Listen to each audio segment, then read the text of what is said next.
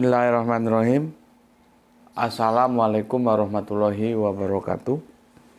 Asyhadu an la ilaha illallah, asyhadu anna Muhammadar Rasulullah. Allahumma sholli ala sayyidina Muhammad wa ala ali sayyidina Muhammad. Kama sholaita ala sayyidina Ibrahim wa ala ali sayyidina Ibrahim. Bil alamina innaka Hamidum Majid. Sebelumnya kita panjatkan dahulu doa kepada Gusti Allah Agung untuk saudara-saudara kita yang telah memberikan sholawatnya kepada channel dakwah ini, sehingga channel ini dapat dengan setia eksis ya, hadir dalam ruang-ruang diskusi kalian semuanya dimanapun kalian berada. Tentu dengan sebuah harapan, insya Allah sholawat itu akan menjadi catatan langit amal soleh bagi mereka dan keluarganya kelak, dan insya Allah akan terbalaskan dengan balasan yang lebih baik lagi. Kemudian untuk seluruh pewaris terkasihku dimanapun kalian berada, di mancanegara, di dalam negeri, aku ucapkan terima kasih atas apresiasinya. Semoga selalu always dan tidak pernah never tetaplah bertumbuh menjadi satu pribadi tangguh, yaitu anti skip dan anti download. Bagi yang berkenan silakan saja di share, tapi linknya. Jadi jangan diunduh, dipotong-potong lalu diunggah ulang. Aku nggak pernah kasih izin untuk hal-hal yang demikian. Kemudian lagi, dari semuanya aku nggak bisa sebutkan satu persatu ya dari nama-nama kalian. Semuanya lah ya, aku ucapkan terima kasih atas doa-doa baiknya untukku dan keluarga. Aku pun berdoa semoga kebaikan doamu untukku dicurahkan juga untukmu semuanya.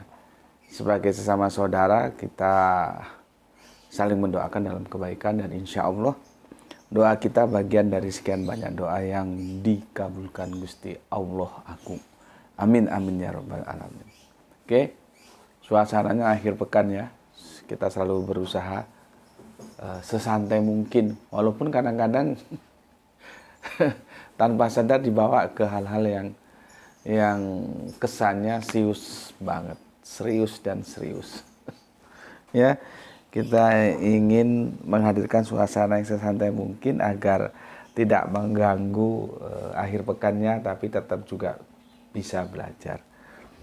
Oke, tajuk kita kali ini ya, melanjutkan yang kemarin. Apa ini? Mengapa murtad? Mengapa kembali bersahadat? Seri kelima. Ya.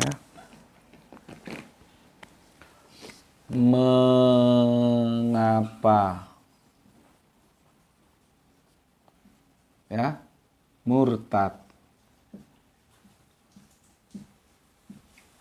Mengapa kembali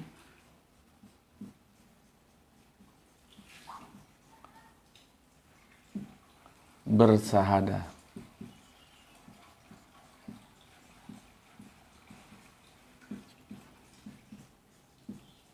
Ya, ini seri kelima, insya Allah tamat ini.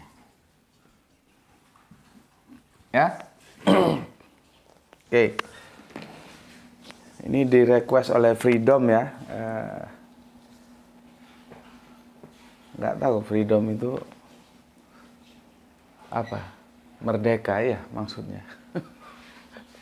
Merdeka dari penjajahan dogma. Bismillahirrahmanirrahim.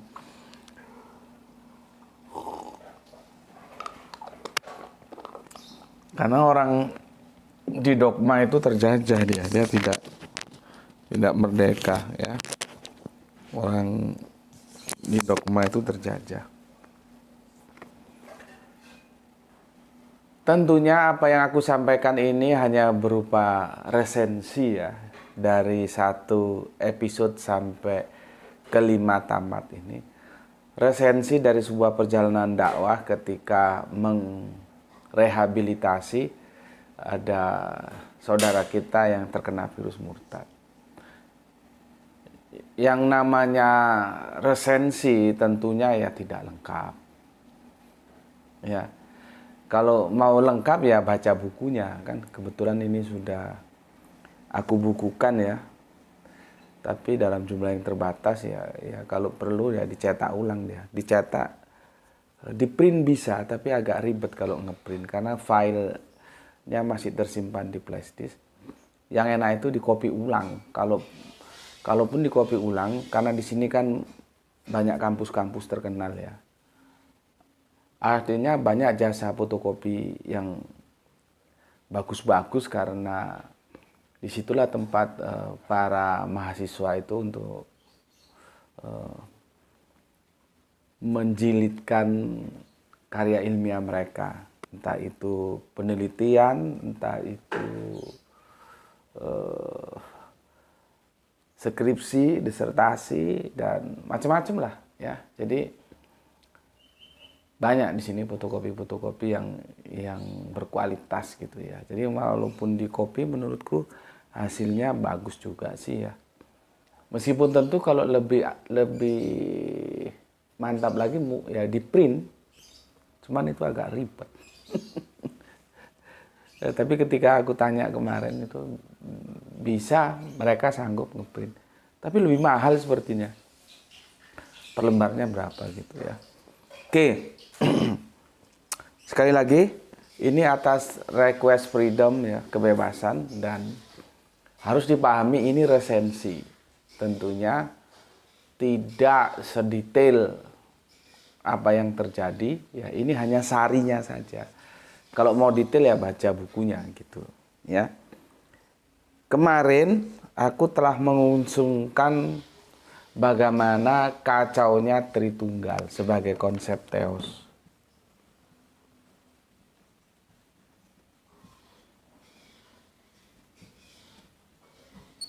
Nih, kepada Sahel. Dan Sahel nggak berkutik. Ya. Pertanyaannya, apakah hanya ini saja yang didiskusikan? Ya enggak lah, nanti ada penebusan dosa, macam-macam. Cuman yang paling fundamental aja aku sampaikan untuk mewakili bagaimana aku menginjili dia. Jadi gue ini datang menginjili Sahel supaya dia kembali bersahadat, bukan mengqur'ani. Kalau di Qur'ani mana mau dia, ya, menginjili. Jadi aku pegang Bible, dia juga pegang Bible, kita sama-sama baca. Ya. Nah, yang aku sampaikan itu konsepnya adalah konsep teos Tritunggal yang dia pahami. Aku juga belum sempat tahu ketika dia murtad apakah dia sempat akhirnya ikut mata pelajaran Kristen dan diajar oleh siapa itu pendetanya, Ahmadi ya. Keren ya namanya ya, pendeta namanya Ahmadi.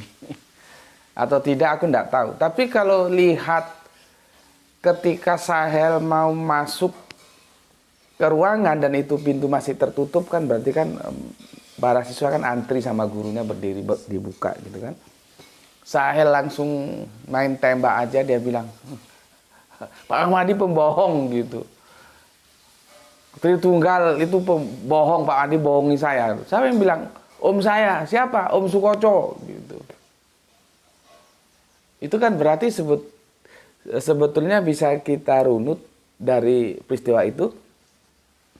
Ada itu interaksi antara Ahmadi sebagai guru mata kuliah agama Kristen dengan Sahel.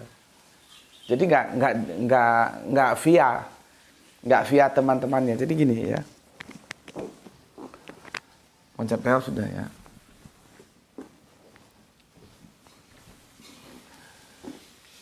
Ini Sahel, ini dan kawan-kawannya ya.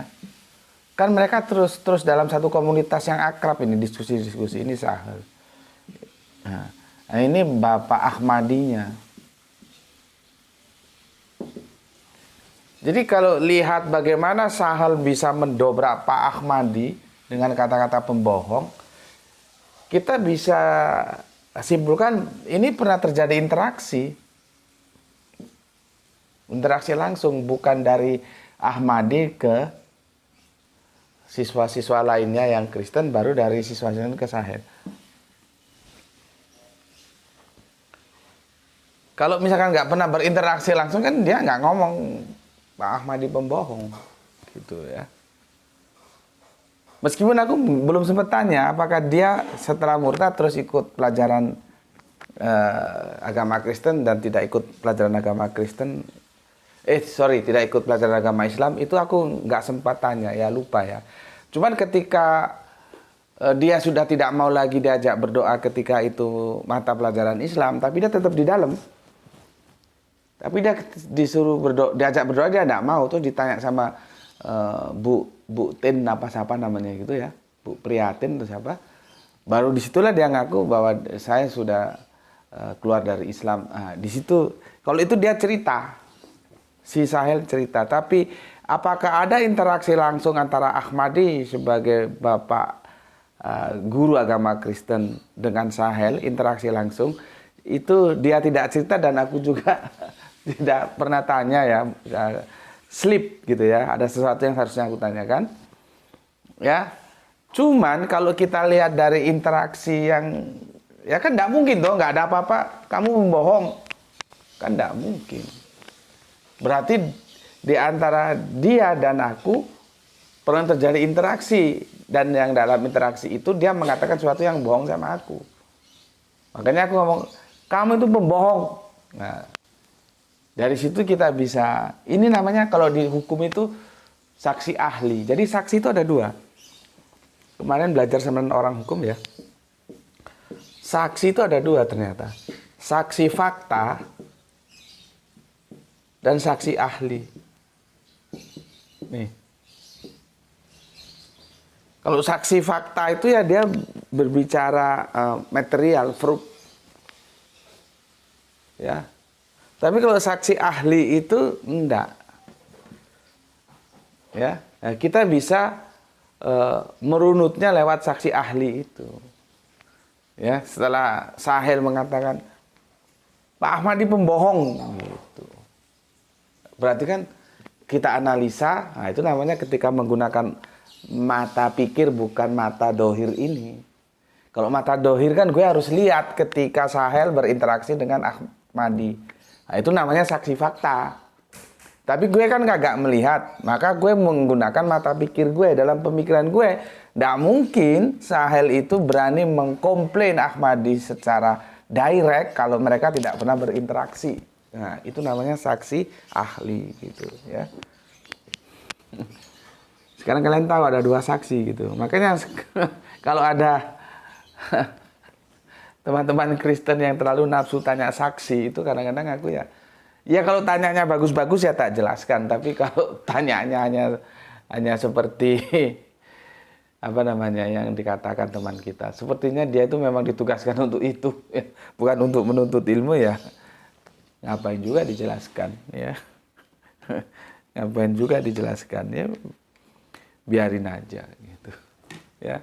Karena kalau sudah berbicara saksi itu repot juga, hati-hati. Gitu. Ya. Hati-hati. Karena apa? Kita tidak punya saksi apakah kita anak bapak kita. Kita kan tidak tahu. Yang paling tahu itu ya ibu kita.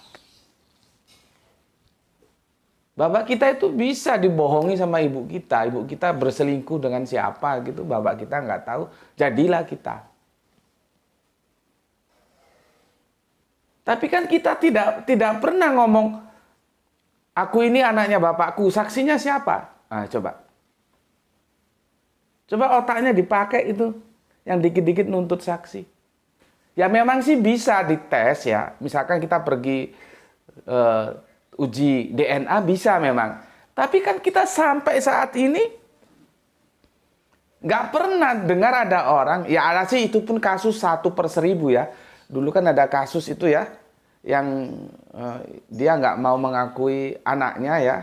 Tapi setelah dites DNA ternyata anaknya itu orang top lah itu. Kamu tahu lah siapa itu ya. Aku nggak usah sebutkan namanya. Makanya kalau ngagumi orang itu ya harus hati-hati juga. Itu kan tukang beri apa namanya itu, motivator dia kan. Tiba-tiba Kalau gue sebelum dilakukan tes DNA itu gue sudah feeling ini anaknya ini. Karena dari bentuk kelopak matanya itu mirip banget. Ya. Cuman kan setelah tes DNA itu kita menjadi lebih yakin karena itu nggak bisa dibohongi. Nah, kalau kasus-kasus seperti itu ada, cuma kan itu seberapa ribu dari kelahiran kita. Nggak pernah. Kita nggak pernah tanya, misalkan kepada bapak kita, kepada mama kita, aku apa benar anaknya bapak? Jangan-jangan mama berselingkuh sama supir, sama tukang kebun, sama satpam. Kan nggak pernah. Karena yang paling tahu siapa kita, anaknya siapa itu mama kita.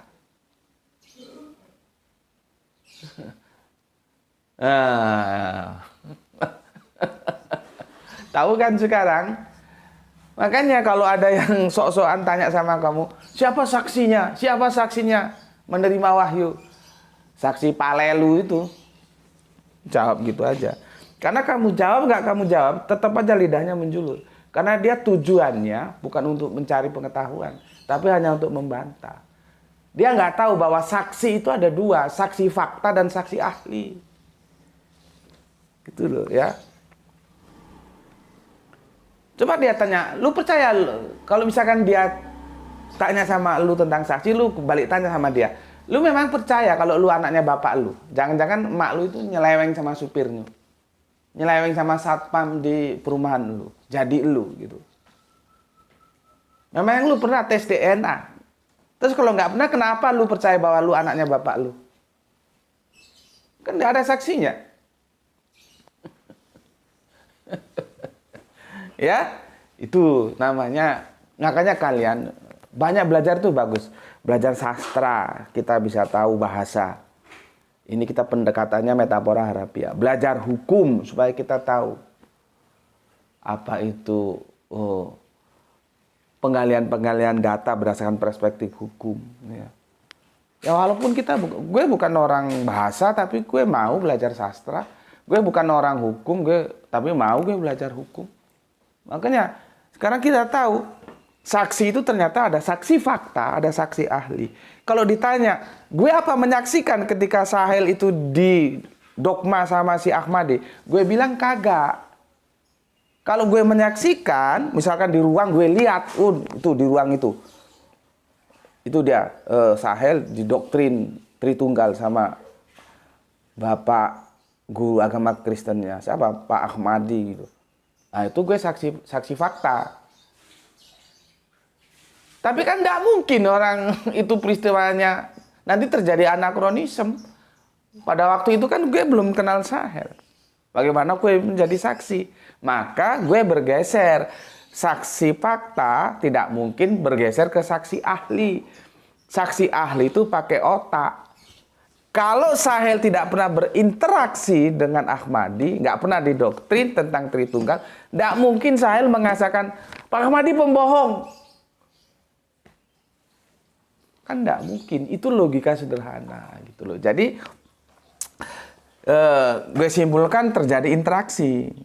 Bukan begini, bukan dari Ahmadi melatih ini teman anak didiknya yang Kristen ini, nanti anak didiknya Kristen ini yang mendogma Sahel, enggak begitu. Ya, tapi ini ada interaksi langsung ya antara Ahmadi dan Sahel gitu. Ya.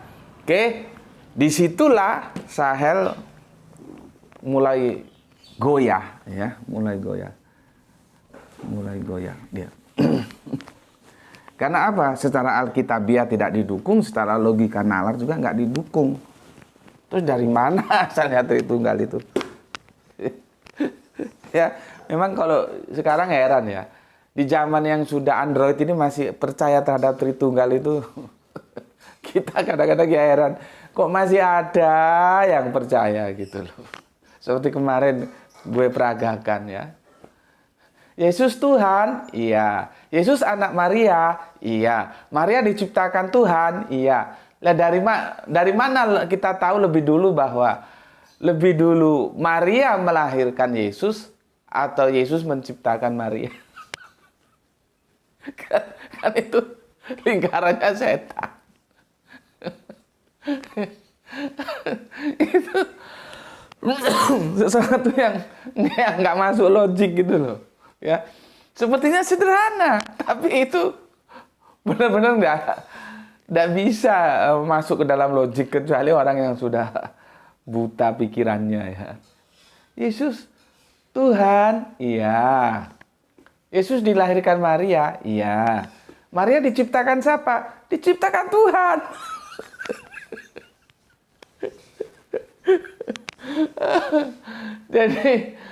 jadi apa yang menciptakan itu menciptakan Maria dulu atau Maria dulu melahirkan Tuhan dulu. Jadi kacau ya. Oke. Tapi ya begini loh ya. Ini hanya kita bicarakan dalam domain akademis ya. Dalam domain praktis nggak boleh. Harus kita hormati. Ya sudah, kalau saudara kita menghormati Tritunggal ya harus kita hormati gitu ya. Jadi kita menjaga perasaan juga ya. Kalau di domain akademis gini boleh. Kan ini kita beradu argumentasi. Kan ya sangat janggal ya. Zaman sudah Android kok masih percaya Tritunggal yang tidak didukung oleh logika dan oleh Alkitabiah. Itu kan ya aneh. Gitu. Ya. Oke. Disitulah ketika aku jelaskan dengan proses konsep teosnya Sahel goyah. Ya. Dan kemudian goyah lagi, akhirnya to be Muslim lagi. Gitu, ya. Oke, nanti aku akan ceritakan karena akan berlanjut dengan Prislia. Kan ada Prislia di sini. Di antara teman-temannya itu ada wanitanya yang bernama Prislia. Ya. Sebelum aku ceritakan, aku bacakan dulu komen yang masuk dari kalian. Bismillahirrahmanirrahim.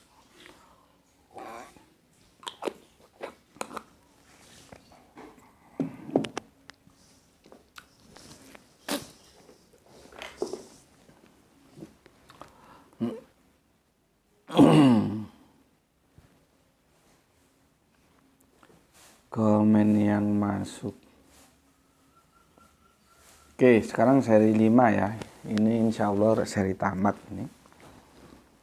Berarti insya Allah besok Isnain kita melanjutkan apakah Kristen Tauhid itu bisa dibilang Islam ya. Itu sepertinya perlu 2 episode. Setelah itu aku bayar hutang ke Irfan ya. Bagaimana pernikahan dengan ahli kitab itu ya. Oke. Komen pertama ini masuk dari soleha kita Gispati yang ada di Palu ya. Hadir Tuan Guru, salam Isra buat semuanya. Matur thank you. Terima kasih nggih atas 3 merah hatinya. Kemudian ada Freedom. Nah, ini yang merequest ini. Aura Tritunggal sama dengan aura tawa manusia aura tawa Tuhan Guru, aura happy hamba-hamba. Andai kata dijadikan film dokumenter, betapa terkejutnya ekspresi Ahmadi ketika Sahel berteriak pembohong. Salam Tuhan Guru. Iya, ya, karena kan seperti kalau petinju itu ya. Ketika dia dipukul, tapi dia tahu dia akan menerima pukulan, itu nggak masalah. Karena dia tahu, dia mau dipukul entah itu hook kanan atau hook kiri, atau uppercut lah ya. Tapi dia tahu bahwa dia akan diserang, dipukul. Gitu. Ketika pukulan itu mendarat, itu nggak begitu masalah. Ya.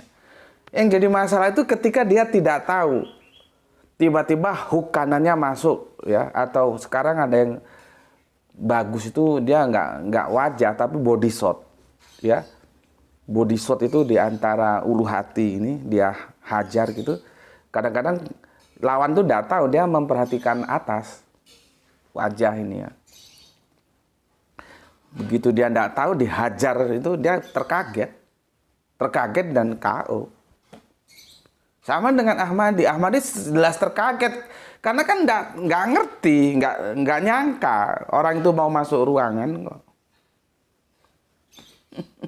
Tiba-tiba Pak Ahmadi pembohong gitu ya. Benar katamu Freedom ya. Ini ada apa ini? Kong kali kong ya. Terus yang menarik ada Kang siapa ini? Kang Juantau. Dan andaikan dijadikan lagu Mansur S. Mansur S. Aduh, ini idola lama tahun berapa ya? Cuman aku Mansur S itu ada yang aku tidak suka itu lagunya itu duplikatnya itu sering banget. Contoh lagu dua dua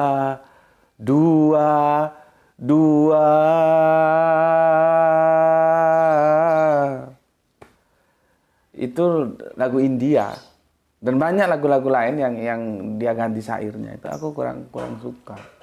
Tapi dari segi suara suka. Dan sempat berkorespondensi waktu aku masih SMA dulu berkorespondensi dia masih berpasangan dengan Magdalena.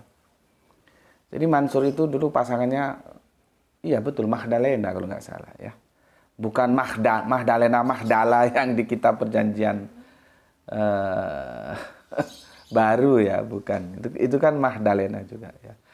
Dia disebut Magdalena karena dari daerah yang ada Danau Magdala itu.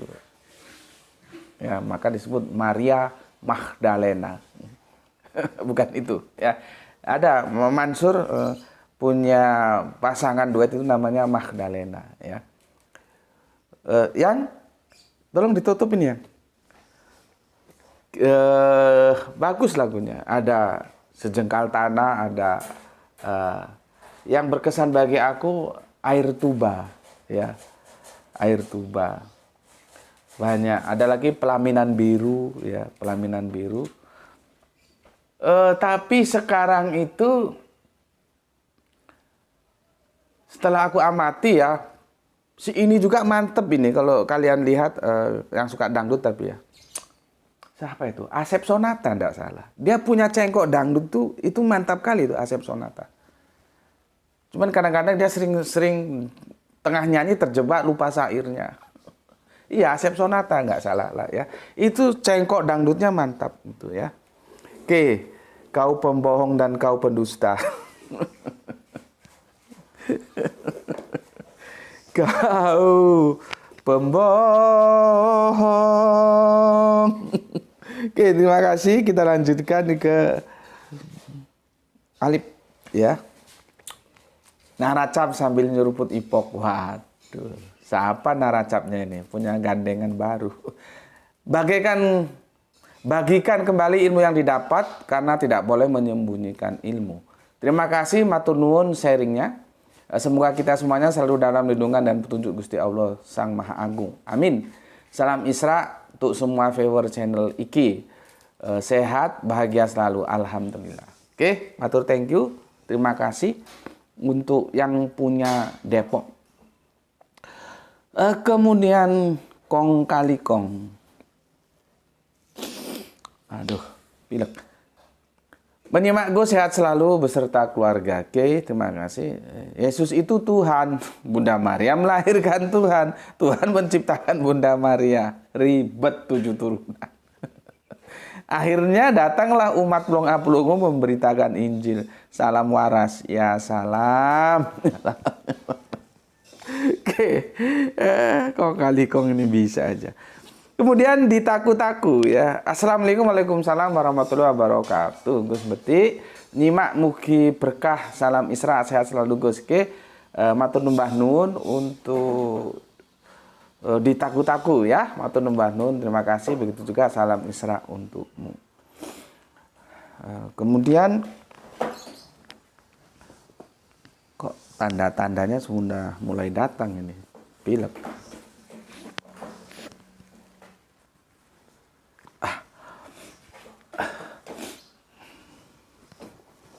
Oke.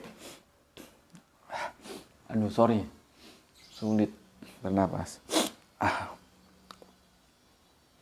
Oke, dari ditaku-taku ya, kita ke Kang Wahyudi Junedi. Assalamualaikum Gus. Waalaikumsalam. Masuk Gus, untuk menyembuhkan virus murtad gunakan metode seperti GM paparkan di atas. Monggo silakan. Izin mencontoh Gus. Ini smart sekali Gus. Keutamaannya di konsep Tuhan. Salam Isra.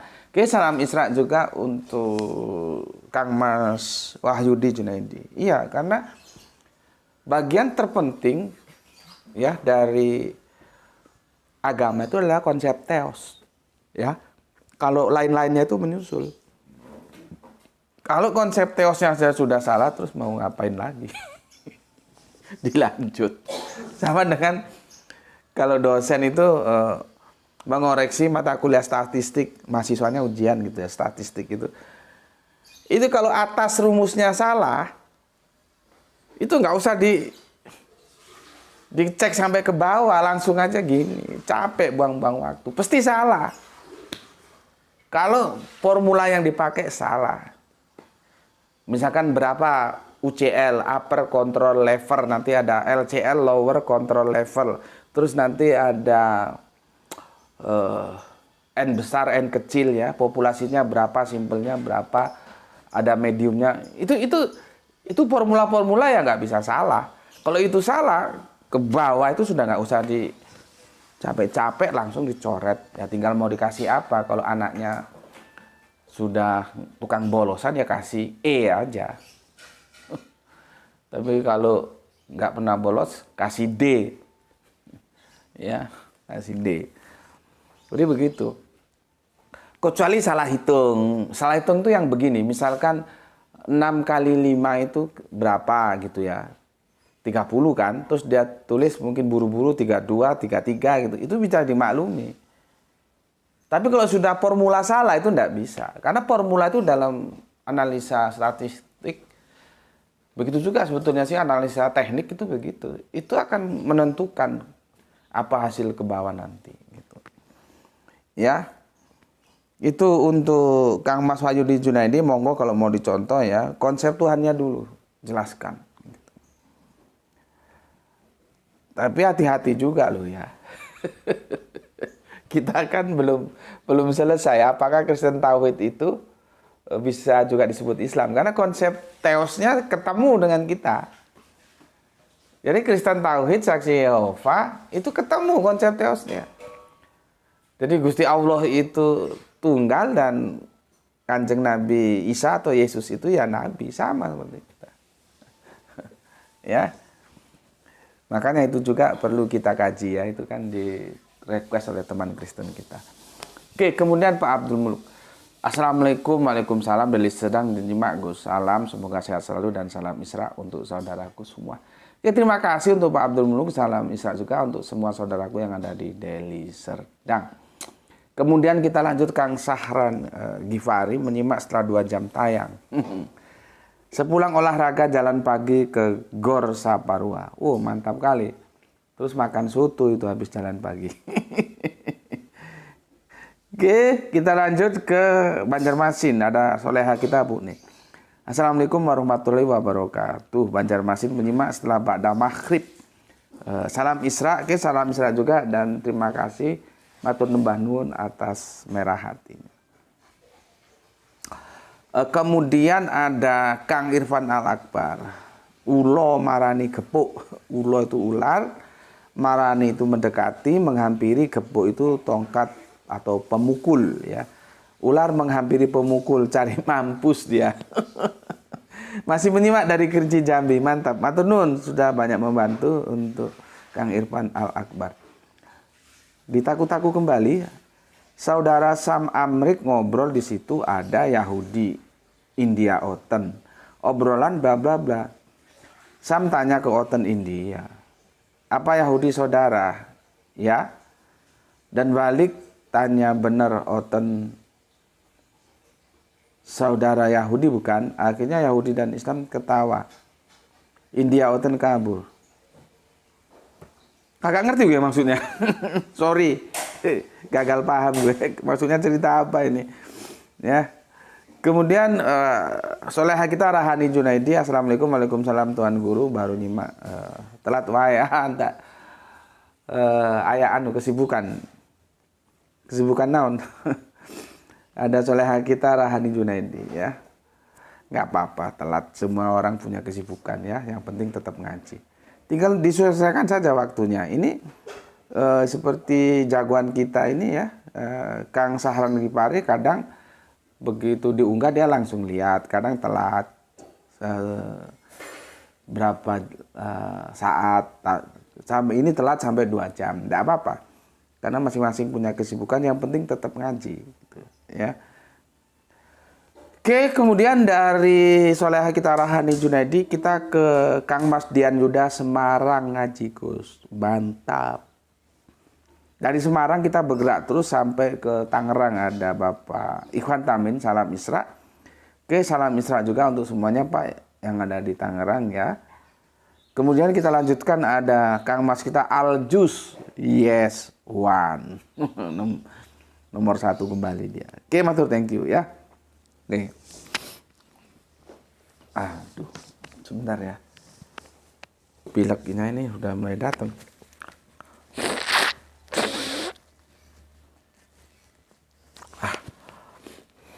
Semoga bisa diatasi.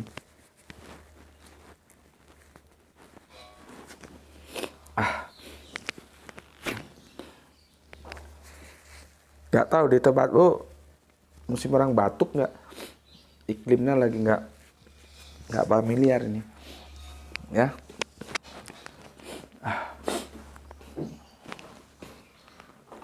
Bismillahirrahmanirrahim. Gue lanjut ceritanya ya.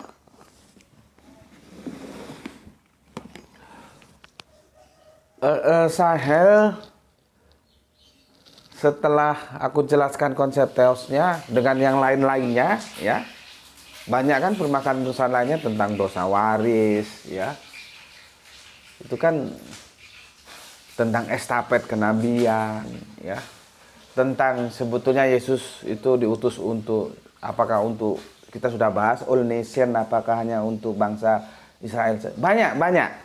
Cuman kan tidak mungkin aku hadirkan semua, ini hanya resensi. Aku ambil yang paling terpenting adalah konsep teos. Ya, oke.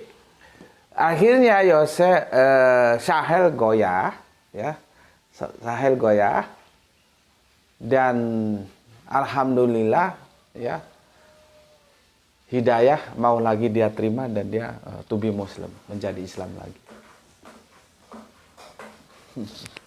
Cuman itu prosesnya lama. Dialog kita ada berapa bulan itu? Enggak sekali dialog selesai, enggak. Kan mengikis dogma dalam otak itu enggak gampang loh. Nih, kita mau isi, ini harus kita keluarkan dulu. Namanya brainwash, ya. Kita keluarkan dulu, baru kita isi yang baru. Tapi kadang-kadang mengeluarkan itu sulit. Meskipun itu lebih cepat sebetulnya. Kita keluarkan dulu, kita buang, isi yang baru, selesai. Ya, itu lebih cepat dalam waktu, tapi dalam pekerjaan itu jauh lebih sulit. Sorry, maksudnya gini. Dalam waktu itu efektif lebih cepat, tapi dalam pekerjaan lebih sulit untuk membuang di sini kopi ini supaya nanti sudah terbang kita isi air putih. Aku ulangi lagi, dari segi waktu lebih cepat, dari segi pekerjaan lebih sulit, dari segi waktu lebih cepat. Pekerjaannya sulit karena membuang ini sulit. Tapi kalau bisa dibuang itu lebih cepat, kita langsung isi yang baru. Itu satu metodologi. Satu lagi metodologi, ini lawannya yang tadi. Ini lebih mudah tapi waktunya panjang. Gimana? Terus saja digelontor. Ini kan kalau digelontor air putih terus, lama-lama kan dia bercampur tumpah dia. Terus ditumpah sampai ini keluar semua. Nah, itu cara yang mudah tapi waktunya panjang. Menggelontor ini memerlukan waktu yang panjang tapi mudah. Sampai kopinya keluar semua, akhirnya air putih yang ada di dalam. Kalau tadi kan pekerjaannya sulit tapi waktunya singkat. Sulit untuk mengeluarkan. Karena sudah masuk. Ya, seperti gue kan pernah diskusi sama teman Kristen ya, dia bilang, bener Pak, Yesus Tuhan itu tidak rasional, tapi hati saya ini loh Pak. Oh. Tuh, kan gue pernah ceritain, itu Gra itu masih umur 2 tahun belum ada itu. Tapi hati saya ini loh Pak. Dan dia jujur di depan saya bilang, tapi hati saya ini loh Pak. Nah, kalau dia sudah bilang hati, sulit. Makanya kebenaran itu tidak dicari oleh hati, tapi oleh logika rasional. Nanti baru dijaga oleh hati. Kalau nggak pakai logika langsung masuk ke hati ya gitu itu. Walaupun sudah salah dia berat. Karena kan tak jelaskan bagaimana konsep pada waktu itu nggak masuk Tritunggal ya. Kita masuk absolut dan relatif. Aku jelaskan. Apakah mungkin kita akan bertuhan terhadap sesuatu yang relatif? Gitu. Aku jelaskan gini. Ya akhirnya dia bilang begitu. Ya, bener Pak. Tapi hati saya ini loh sulit bener. Nggak tahu ya, akhirnya nggak pernah ketemu lagi ya. Dan gue bikin. ini misionaris ini lucu banget dia. Dia bilang begini. Dia kan tugas pelayanannya di Pasuruan. Gue juga nggak tahu kenapa dia ngontrak rumah di Batu padahal tugas pelayanannya di Pasuruan. Dia bilang begini. Enggak Pak, saya itu tidak mengkristenkan orang Islam Pak. Tidak. Ya. Saya hanya menjelaskan pada teman-teman Islam bahwa Yesus itu Tuhan. Aku pikir dalam hatiku, gundulmu gue. Ya, jadi dia bilang dia tidak mengkristenkan orang Islam, dia hanya menjelaskan kepada orang-orang Islam bahwa Yesus itu Tuhan gitu. Kan lucu, ya. Ya begitu, ya. Dogmanya kita kikis gitu. Oke. Akhirnya Sahel ya. Come back again. Come back again itu gimana tulisannya? Come back again, ya, kembali lagi ke Muslim.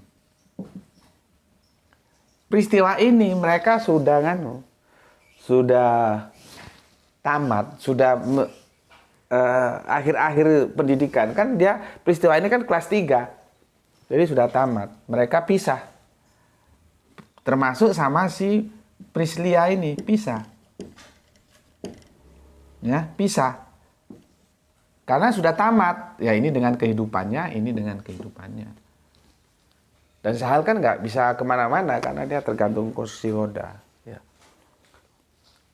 Priscilla ini juga bukan, karena ini anaknya pendeta, bukan yang cemen-cemen kaleng-kaleng, enggak. Ini mereka ini diskusi terus loh. Diskusi. Jadi ya lumayan. Aku lihat pada waktu aku diundang ngisi kajian dia bertanya. Cuman pada waktu itu kan aku nggak tahu kalau dia Priscilla. Baru ketika besoknya aku ke rumah, ya itu Om Priscilla yang tanya itu. Oh itu tuh rambutnya segini ya anaknya, kuning langsat tinggi, cantik lah anaknya, cantik. Priscilla ini cantik. Ya, mereka pisah karena sudah tamat ya. Sahel nggak neruskan Sahel ya. Dan Sahel dengan kehidupan Islamnya ya, dia comeback Islam ya. Nah, ini yang menarik. Pada waktu itu masih handphone tulalit ya. Bukan Android belum ada. Ternyata si Priscilla ini pernah disahadatkan oleh si Sahel via HP. Ini loh.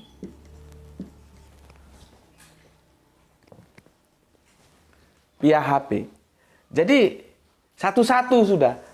Sahel pernah digeret ke Kristen, ya. Priscilla digeret Sahel ke Islam. Jadi posisi Priscilla, tapi ini khusus untuk Priscilla ya, kan banyak teman-temannya. Makanya gue nggak, sebetulnya ada hubungan apa dua anak ini? Gitu tuh. Aku juga agak heran ya. Karena kan Sahel dengan keterbatasan seperti itu gitu loh ya. Apakah Priscilla ini benar-benar cinta sama Sahel atau gimana gitu? Juga nggak tahu gue ya. Kan mereka kan masih tamat SMA ya, remaja lah ya. Remaja. Yang menarik itu si Priscilla disahadatkan sama Sahel lewat HP. Kan Sahel bukan kaleng-kaleng. Walaupun dia pernah keluar, pernah murtad, ya, tapi itu wawasan keislamannya kan sudah dibangun dalam lingkungan keluarga yang gue bilang kemarin. Ini rumahnya ini sini Quran, sini hadis itu banyak. Ini ketat. Kelompoknya kelompok Islamabad ke-6, jadi ketat. Jadi dalam otaknya itu ilmu keislamannya kan nggak luntur, orang dia sudah dilajari dalam lingkungan keluarganya kok. Cuman dia pernah keluar. Ketika masuk kembali kan ya tetap aja dia paham tentang Islam. Makanya dia akhirnya bisa mensahadatkan Priscilla. Gue masih ingat karena Priscilla itu mobilnya Honda Jazz. Kok gue sebut merek ya? Gue bukan bintang iklan. Tapi ya siapa tahu nanti produsen Honda terus, wah itu disebut Honda Jazz, nanti terus kasih sholawat untuk kita bikin studio ya. Menghayal ya, nggak apa-apa lah untuk sekedar hiburan supaya bersemangat ya. Siapa tahu ada yang nonton, produsen Honda Jazz, itu disebut Honda Jazz ya. Tolong ini kasih sholawat, berapa perlu dana untuk bikin studio. Oke. Jadi ini baru-barunya keluar Honda Jazz. Jadi Priscilla ini mobilnya Honda Jazz. Nah, karena ini sudah bersahadat, ya, sudah bersahadat. Terus aku ngomong ke bapaknya Sahel. Kan bapaknya Sahel ini juga kan orang kaya. Kebunnya, apelnya, ya, jeruknya. Jadi gue kalau ke kebunnya itu, kalau pas panen itu makan jeruk ya langsung dari pohon itu. Ya sak kenyangmu orang itu sampai jatuh-jatuh ke bawah. Makanya Kang Mas Kenan Nasution itu kalau main tuh diajak ke kebunnya. Yang bikin lagu apa? Dirimu ya. Yang pernah kita bahas di seri keberapa? Ke-3 atau ke-4. Itu kalau datang ya karena mereka satu jamaah kan menjadi saudara, jadi akrab.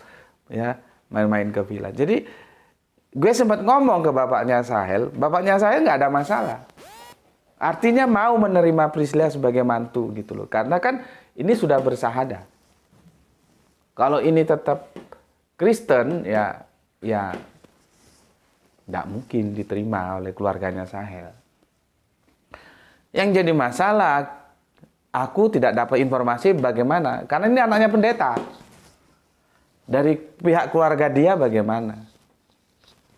Terlepas dia Kristen, bapaknya pendeta juga, kalau melihat kondisi Sahel yang selalu tergantung dengan kursi roda itu juga, apakah pihak keluarganya mau menerima, itu juga kan masalah tersendiri juga gitu. Cuman apa tanggapan keluarga Priscilla itu blank, aku nggak dapat info ya. Hanya Sahel bilang dia sudah mensahadatkan Priscilla.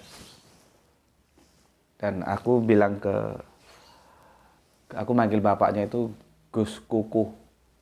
Gus Kukuh, ini gimana gini. Ya intinya bapaknya beliau nggak ada masalah mau menerima sebagai keluarga. Artinya mau menerima Priscilla sebagai mantunya gitu. Ya. Cuman lagi-lagi kodar ya. Akhirnya komunikasi ini terputus. Ya kembali itu karena kan ini mereka hanya berkomunikasi lewat HP gitu. Sedangkan Priscilla kan perlu bimbingan. Nah, setelah terputus sampai sekarang putus. Nggak tahu gimana ceritanya sekarang ya. Putus. Itu yang aku bilang kemarin, upama sepak bola gitu ya. Jerman lawan Argentina, jadi 1-1. Si Sahel pernah digeret ke sana, ini juga digeret ke sini. Jadi satu-satu.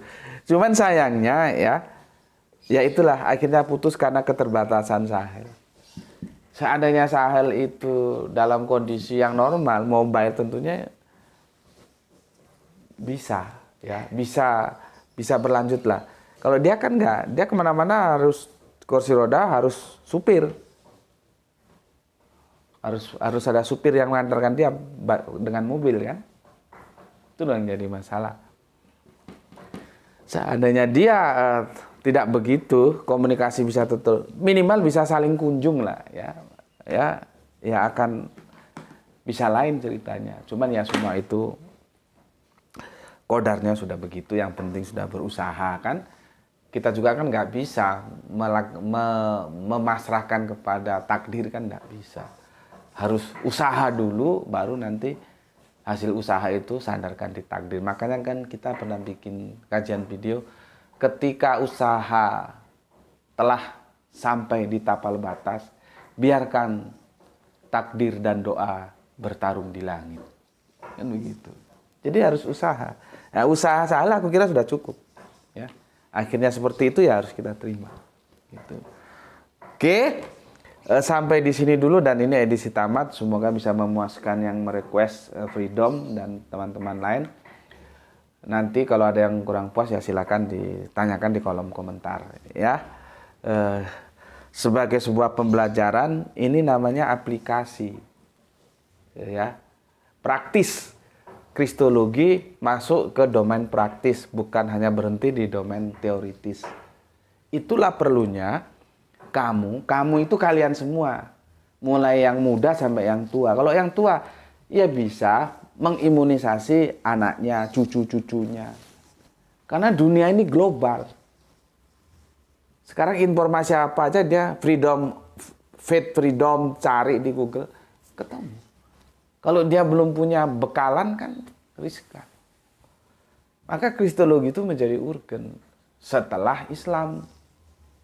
Gitu loh. Jadi Islam dulu harus diperkuat sebagai fundamental kita karena kita orang Islam, baru belajar kristologi.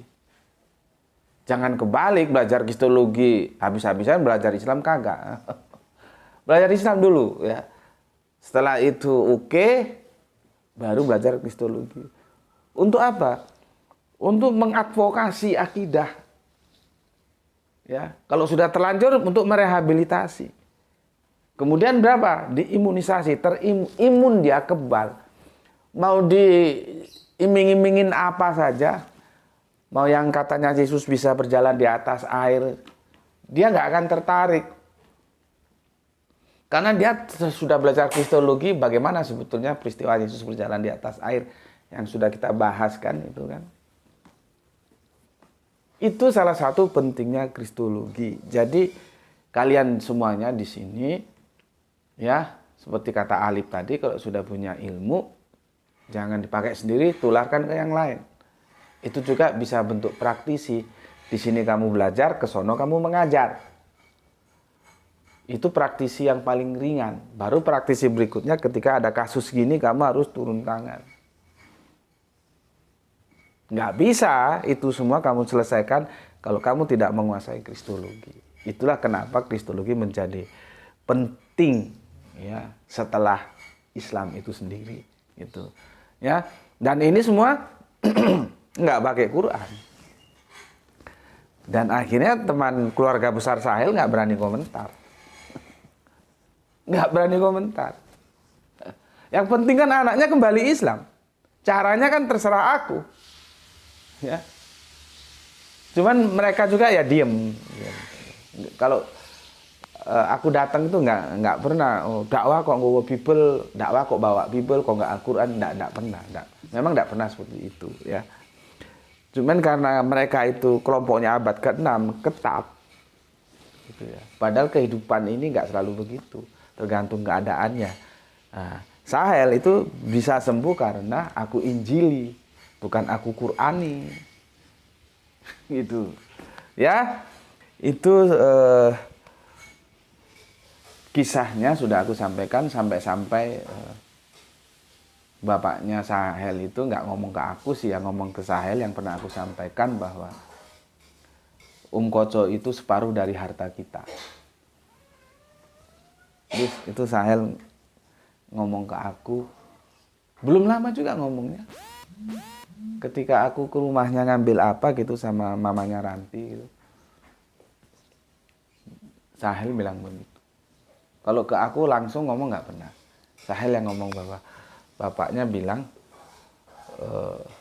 ummu itu gitu ya, itu separuh dari harta kita. Gitu. Nah ini yang aku bilang, ayolah kita mencuri kesempatan untuk berbuat baik. Ya, kalaupun kita sudah ibadah mahdoh sudah oke. Secara teori hukum fikih sih bisa dilihat bahwa itu sah atau tidak itu bisa dilihat karena parameternya jelas teori hukum yang kita sebut fikih. Tapi apakah ibadah kita diterima? Kan kita tidak tahu. Itu nanti di hari Yaumul Qiyamah. Setelah kita bangkit di sana diperhitungkan. Nah, kalau misalkan amalan-amalan kita ada yang bolong-bolong gitu ya. Mungkin sholat kita, mungkin kita ria atau segala macamnya. Mungkin puasa sunnah kita juga gitu ya. Kita punya cadangan lain yang semoga itu bisa mengkompensasi atas kebolongan-kebolongan kita. Kita jujur saja, kan kita sering tergoda untuk menjadi ria. Ya, ingin dipuji, sombong segala macamnya, gitu kan. Nah, dengan perbuatan-perbuatan baik yang lain, harapannya itu bisa menjadi kompensasi untuk menutupi yang bolong-bolong itu. Ya, seperti aku bilang, coba kalian menanam. Terserah. Jadi bagiku Sahel itu tanamanku. Apalagi subhanallah, alhamdulillah dia sekarang jadi ustadz. Makanya kalau aku males cari dan pingin praktis, pingin cepat tentang hadis, tentang periwayatan, itu aku telepon dia. Dia langsung, oh itu begini om, behind screen-nya begini, begini, begini ya. Kenapa begitu? Karena begini om. Nah, dia jelaskan langsung. Dia sekarang jadi ustadz. Jadi aku sudah punya tanaman. Ya maksudku, kalian juga harus punya tanaman. Gitu. Ya. Ya kalaupun ibadah-ibadah mahdoh kalian diterima sama Gusti Allah, ya alhamdulillah. Tentunya itu harapan kita semua kan. Kita kan bukan tipe yang ngomong, oh gue pasti masuk surga, gue pasti masuk surga. Tapi kalau tetangga kita bilang begitu ya itu hak dia, terserah saja. Ya. Paham ya? Ayo kita berbuat kebaikan, mencuri-curi waktu ya. Dalam kesempatan apa saja, mungkin kesempatan lain, nggak sama kesempatannya. Jalan hidupku bukan jalan hidupmu. Yang kuarungi dalam lautan kehidupan itu bukan lautanmu. Lautanmu adalah lautanmu, lautan kehidupanku, lautan kehidupan. Kita punya cerita masing-masing. Nah, yang aku bisa pesankan, curi kesempatan untuk selalu bisa berbuat baik. Karena apa? Dari perbuatan baik itulah dia akan menjadi tanaman bagi kita yang insya Allah nanti bisa mengkompensasi dari amalan-amalan kita. Ya mungkin ada bolongnya karena riya, karena ini, karena itu, karena sombong, karena segala macam lah. Ya, sehingga kita itu tetap bisa berharga di hadapan Gusti Allah gitu loh. Kita bisa berharga gitu loh. Dengan amalan-amalan itu gitu. Ya. Oke. Tamat ya, selesai ya. Besok kita alih ke melanjutkan tajuk yang kemarin belum kita selesaikan tentang apakah Kristen Tauhid itu bisa dikelompokkan menjadi Islam gitu ya. Oke, sampai di sini dulu. Mohon dipersori 1 jam kurang 1 menit. Ya. Weekend ya. Akhir pekan kalian. Pesan aku, jaga Allah, jaga Kanjeng Nabi, jaga Al-Quran, jaga sholatmu dalam bingkai keindahan imanmu ya, taruh dalam hatimu yang paling dalam ya, tapi tetap memberi hormat kepada saudara kita yang lain karena mereka tetap saudara kita. Semoga mendapatkan keberuntungan, rezeki yang barokah dan kesehatan yang prima. Matur numbah nun ya, salam Isra untuk semuanya. Jangan lupa banyak-banyaklah bersolawat ya, agar kau punya tanaman. Mencuri-curi kesempatan untuk bisa bersolawat dalam hal apa saja yang kamu bisa. Ya, oke. Salam Isra untuk semuanya, Islam rasional. Alhamdulillahirabbil alamin.